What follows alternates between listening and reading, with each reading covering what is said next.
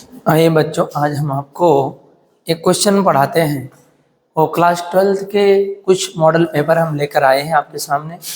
आइए हम लोग उस पर चर्चा करते हैं। हम चलते हैं अपने आपके उस बोर्ड पर, सारे आपको दिखाते हैं कौन कौन से क्वेश्चन आपके हैं। सैमसंग नोट्स पर चलते हैं, देखें तो डाउनलोड हुआ कि नहीं हुआ। आइए बच्चों, इसमें अभी नहीं आया है तो हम लोग चलते हैं इस पर। आइए देखते हैं हमारे पास क्वेश्चन आए कि नहीं। अभी यहाँ डाउनलोड नहीं हुआ, अभी रुक जाओ, आपको दिखाते हैं। तो डाउनलोड नहीं हुआ अभी। चलिए, क्लास 12 फिजिक्स में आपका स्वागत है। आज हम लोग भौतिक विज्ञान 2025 का एक मॉडल सेट आपके सामने लाए हैं। देखिए ध्यान से, सब देखिएगा। वहाँ देखिए, सब दिख रहा है कि नहीं साहब? देखिए, यहाँ भौतिक विज्ञान का सेट नंबर 1 है। इसमें आपको पढ़ लेंगे खंड आ, खंड बा। खंड आ बहुविकल्पी है, बी अत लघुत्तरी है, अस्सा वाला लघुत्तरी है, फिर उसके बाद विस्तृत है। आइए, क्वेश्चन नंबर 1 आपके सामने दिया हुआ है, पढ़िए, आप इसको सॉल्व करिए। क्वेश्चन लिखा हुआ विद्युत चुम्बकीय तरंगे। क्या लिखा हुआ है? क्वेश्चन को पढ़ लीजिए आप लोग अच्छे से।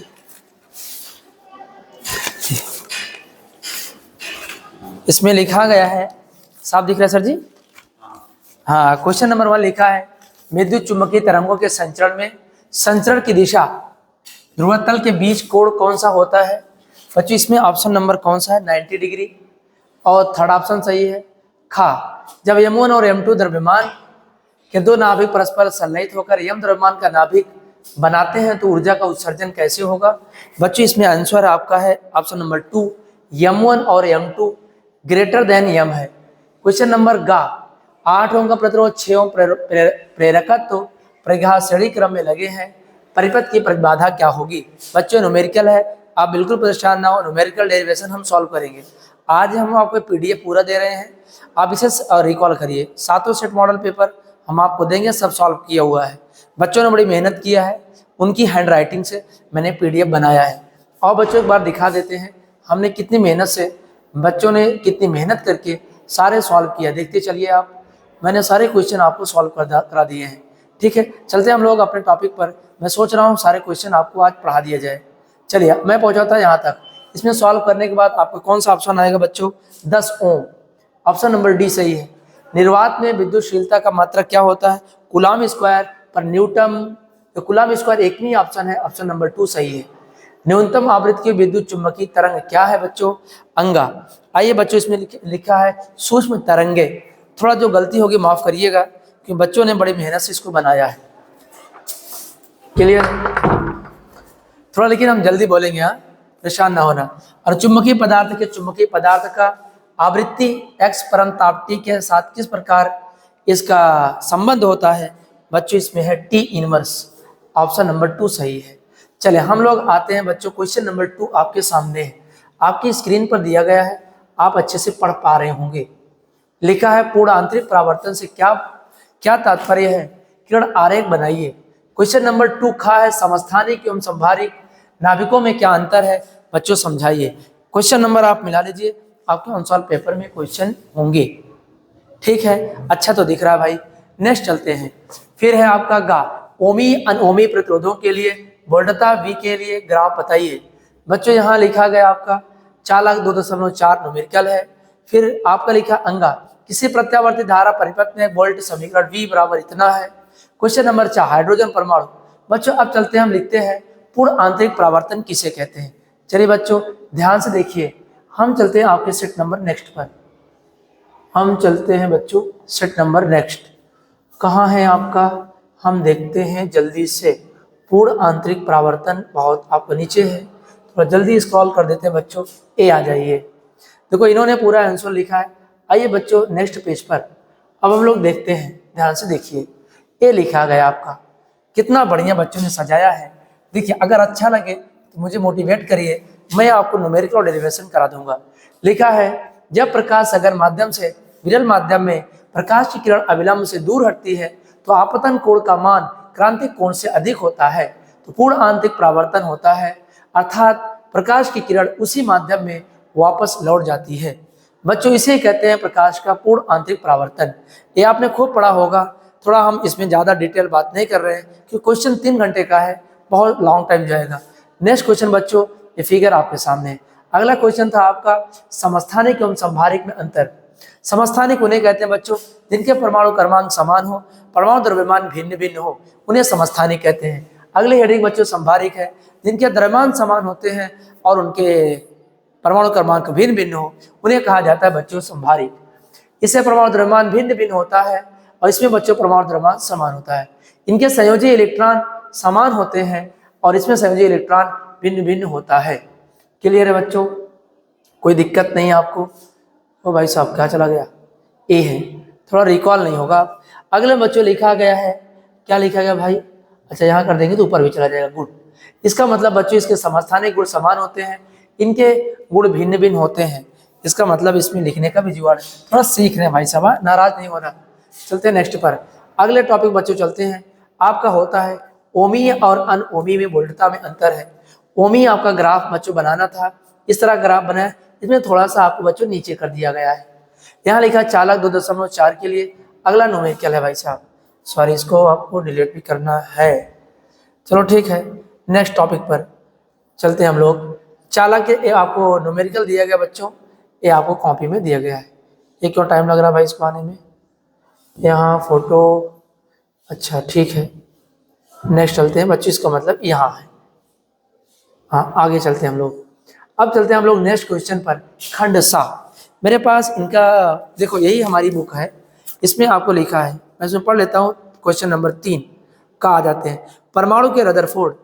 क्वेश्चन लिखा है परमाणु रदरफोर्ड की प्रमुख कमियां क्या है, उनके उत्तर लेंस देखिए। अच्छा इसमें अगर आपको क्वेश्चन पढ़ना है तो क्वेश्चन में कुछ बातें लिखा है, मतलब क्वेश्चन नंबर 3 का जो का है, कौन सा है बच्चों, मैं लिख देता हूँ 3 का। यहाँ 3 का क्या है, मैं क्वेश्चन पढ़ दे रहा हूँ, रदरफोर्ड के कमियां क्या है। रदरफोर्ड की कमियां क्या होती बच्चों, परमाणु स्थिरता के बारे में बताया था, और इनके इलेक्ट्रॉनों के नाभिक चारों ओर वृत्ताकार कक्षा में घूमते हैं। स्पेक्ट्रम की व्याख्या किया था। मॉडल यह नहीं समझा कि हाइड्रोजन जैसे तत्व निरंतर बजाय विशिष्ट रेखाओं के प्रकाश में उत्सर्जित करता है। इन्हें यहाँ थोड़ा सा और इसको जूम कर दे यार, हाँ अरे वाह गजब का है यार ये तो। अब चलते बच्चों, मॉडल ने यह विचार प्रस्तुत किया कि इलेक्ट्रॉन केवल कुछ निश्चित ऊर्जा में स्तरों से ही रह सकते हैं, जो कि परमाणु व्यवहार को समझने के लिए जरूरी है। बच्चों तुम्हें बहुत ढूंढना पड़ेगा एक एक क्वेश्चन के लिए, बच्चों ने ढूंढ ढूंढ कर दे दिया है, बस केवल आपको पढ़ना है, अपने कॉपी में नोट कर लेना है, एक सेट आपका तैयार हो जाएगा। इसी प्रकार 7 सेट को तैयार करना है, बहुत आगे आप चले जाएंगे। नेक्स्ट क्वेश्चन बच्चों आगे चलते हैं। लिखा है यह मॉडल या नहीं समझा कि मतलब कि इनका निष्कर्ष निकला कि जैसे जैसे तत्व निरंतर स्पेक्ट्रम बजाय विशिष्ट रेखाओं में प्रकाश। हाँ अगला चलते हैं भाई, अगले चले भाई। यहाँ लिखा है मॉडल ने विचार किया कि नहीं किया कि इलेक्ट्रॉन केवल निश्चित ऊर्जा स्तरों में रह सकते हैं, परंतु व्यवहार को समझते हैं। तुम्हें हम बताते हैं रदरफोर्ड ने क्या किया। रदरफोर्ड परमाणु मॉडल ने एक परमाणु मॉडल संरचना बनाई, उसमें 2 कमियां निकली। एक इन्होंने बताया कि हम परमाणु को स्थिर रखेंगे, सॉरी स्थिरता के बारे में संबंध बताया। उनका मतलब यह था कि जो हमारे आगे नील बोहर आते प्रोफेसर, उन्होंने यह बात बताई कि अगर विद्युत स्थिति विज्ञान के अनुसार अगर काम करेंगे, उनका कहने का मतलब यह था कि अगर विद्युत ऊर्जा का उत्सर्जन होगा तो इसका मतलब है नाभिक की त्रिज्या में कमी आएगी। अगर विद्युत उत्सर्जन होगा, नाभिक में कमी आएगी, तो धीरे धीरे त्रिज्या कम होती जाएगी, सॉरी रेडियस में कमी आती जाएगी, एक दिन नाभिक में गिर जाएगा। इसका मतलब है कि परमाणु तहस नहस हो जाएगा। फिर आज एटम बम कैसे बनते और परमाणु कैसे बनते, इसलिए बच्चों को कहा गया कि इनकी कमियां थी। दूसरा स्पेक्ट्रम में कमी थी, ठीक है। इन बच्चों ने थोड़ा सा डिटेल नहीं लिखा है। एक क्वेश्चन है बच्चों आपका, आपके सामने अगर दिखाई दे रहा होगा, उत्तल लेंस से प्रकाश की चित्र अनुसार पड़ रही है, लेंस की फोकस दूरी 20 सेंटीमीटर है, प्रतिबिंब ज्ञात कीजिए। मेरा मन है कि हम चलते हैं, आपको क्वेश्चन दिखा देते हैं। यहाँ पर सेव कॉपी कर दे तो कहाँ जाएगा ये, अच्छा स्टेप अकाउंट में चला जाएगा, तो मैं यहाँ से बैक कर देता हूँ भाई। तो देखिए वो सेव, या सेव में डिस्काउंट मान लेता हूँ, ना डिस्क्रिप्ट कर देते हैं।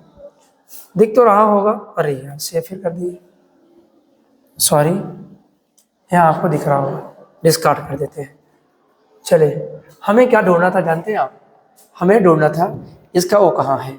क्वेश्चन अभी आपको दिखा देना ताकि आप जाने। 20 आ गया। ए आपको दिख रहा होगा, बड़ा अच्छा से दिख रहा होगा बच्चों। यहाँ मैं जूम कर देता हूँ, ए आपको दिखने लगा, दिखा कि नहीं? क्या है क्वेश्चन नंबर 3 का, रदरफोर्ड प्रमुख कमियां क्या हो गई? फिर उत्तर लेंस के प्रकाश किरणों चित्र अनुसार बताइए।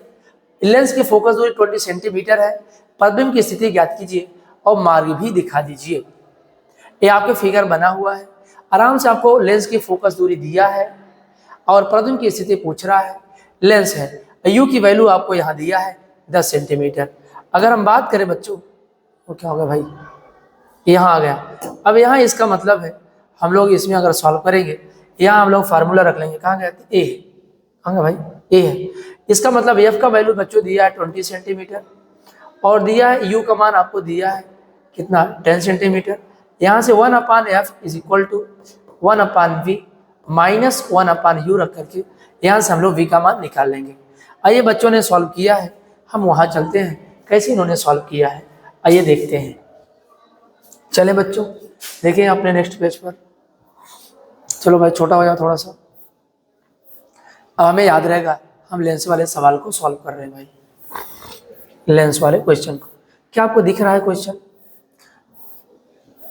जो कमी होगी मुझे बताना, मैं कोशिश करूंगा आपके लिए मैं सही हो। ए है, देखो यहाँ इन्होंने लिखा है, थोड़ा जूम कर देते हैं।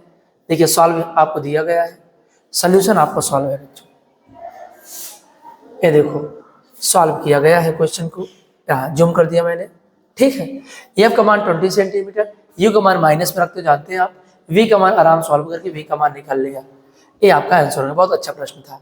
क्वेश्चन है चुंबकीय तरंगों से क्या समझते हैं, उनके संचरण आरेख बताइए। विद्युत क्षेत्र में चुंबकीय क्षेत्र यानी मैग्नेटिक फील्ड के बारे में आपको बताना है। मैग्नेटिक वेव, जब किसी परिपथ में विद्युत धारा बहुत अधिक आवृत्ति से बदलती है तो परिपथ से ऊर्जा तरंगों को विद्युत चुंबकीय तरंगे कहते हैं, ठीक है। ये आपको फिगर दिख रहा है बच्चों। अगला क्वेश्चन, चुंबकीय द्विध्रुव आघूर्ण सूत्र स्थापित कीजिए, स्थापित कीजिए, ठीक है बच्चों। क्या बता रहे, क्वेश्चन क्या है? ये भाई क्या हो गया, जूम कर दो भाई।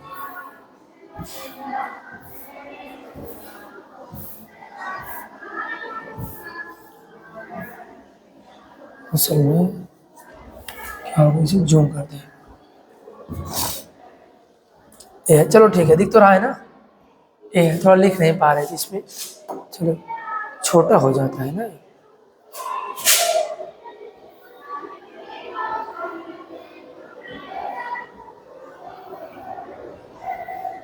अच्छा अब समझ गए, अब समझ में आया ना, दिख रहा है। चले यहाँ बच्चों लिखा है द्विध्रुव आघूर्ण, इंग्लिश में बच्चों इसको टॉर्क बोलते हैं आघूर्ण को। यहाँ मैग्नेटिक डाइपोल, क्या बोलते हैं, डाइपोल टॉर्क का सूत्र लिखना है बच्चों।